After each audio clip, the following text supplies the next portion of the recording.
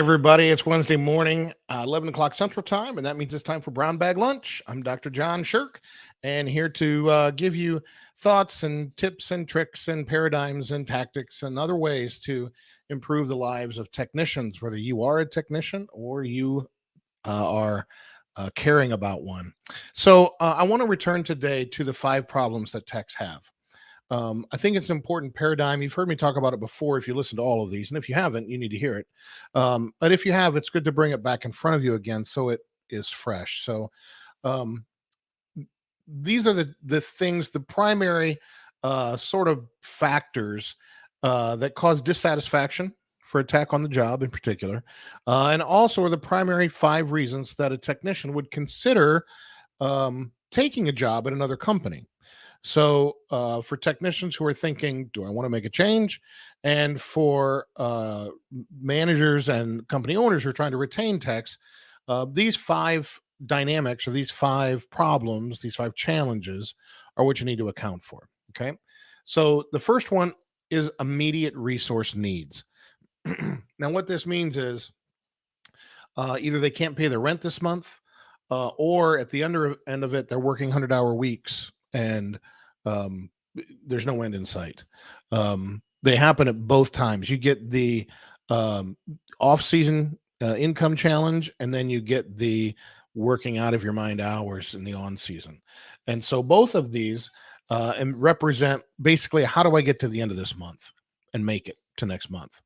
Um, Companies that offer guaranteed 40 hours a week, that is a very important um, competitive advantage for when you're going after technicians. It's less so during the summer months because everybody's working lights out all summer, but the rest of the year is an important competitive advantage for this reason, right? The second one is long-term resource needs. And this is where there's no crisis, but the status quo is not sustainable, right? This is inadequate benefits, seasonal slowdowns, health issues, safety issues, retirement savings, that there's something about the way life is currently set up for the technician that it cannot be sustained. And that problem then obviously requires a solution. The third one third category is relationships. And this is where maybe you have a challenging boss, a hostile work environment, pushy dispatchers, angry customers, that somehow the tech feels like it's me against the world here. And it's not us against the world, it's me against the world. That relationships are not working where I'm at. And that problem needs to be resolved, whether it means resolved where I work or resolved by going to work somewhere else. Number 4 is respect and status issues. And this generally is where the tech feels are not being given proper acknowledgement and consideration for the contribution and experience that they bring. Very often, this is a communication dynamic. Techs routinely tell me they feel talked down to by dispatchers. They have bosses who won't listen. They get treated like they're not as smart as they actually are. And so this one is an interesting one because one part of it can be fixed by addressing communication dynamics inside of the company, but there's also companies. There's a dynamic that's not in sync at companies. Most companies have a set of roles, need someone to fill that role, and they want stability in that role over time so the whole company is stable, right? We can't have people changing roles all the time and not destabilize the company. However, technicians grow and they want to develop, they want to earn more money, they want to learn new skills, and so as a result they end up pushing that dynamic. They don't want to stay only installing, they don't want to stay only running service. So it sometimes turns into what to the tech feels like, why aren't you acknowledging who I now am and what I'm becoming?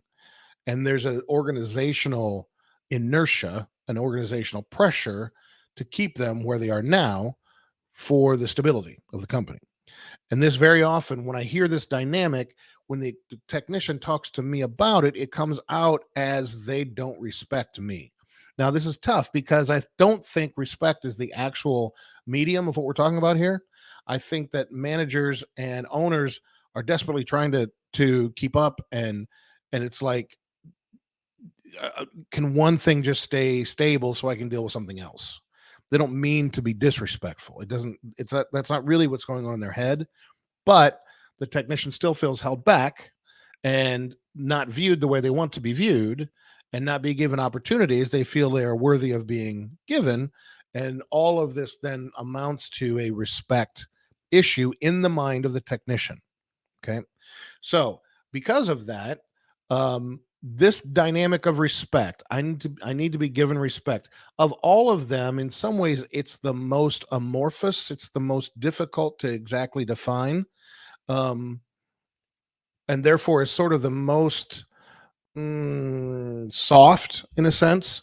Like, it's not a dollar per hour thing. Usually, sometimes it is. Sometimes it's not about the money; it's about the respect, and that's the wage issue. But for the most part, it has to do with the ongoing growth and development of the technician, and them seeing themselves a certain way and feeling as though no one else does. Finally, with the pleasure of expertise, that's the fifth one. This is simply when the work is set up in a way that the technician doesn't feel like they can do what they do best every day. Okay. So they're trying to make sense of um, uh, the structures created by the company to accomplish the work the customer is asking for. But, maybe the dispatcher is pressing them to finish up and get to the next job, but that leaves them in a position in which they feel like they can't really do it right and do it well. Okay. So, again, this is the fifth sort of leak in the boat. If you have technicians who come to work every day and feel like they're not doing what they do best every day, that's a problem. And for a technician, they'll feel it as a kind of drag on their morale.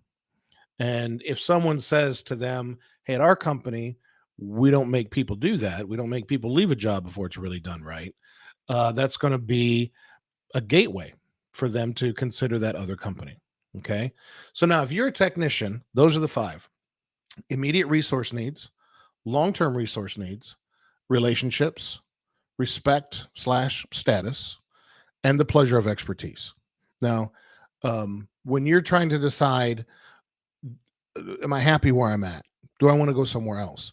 This is the template I encourage you to use with yourself. Go ahead and, if you're watching this, click pause, write down these five, and go back and take another look.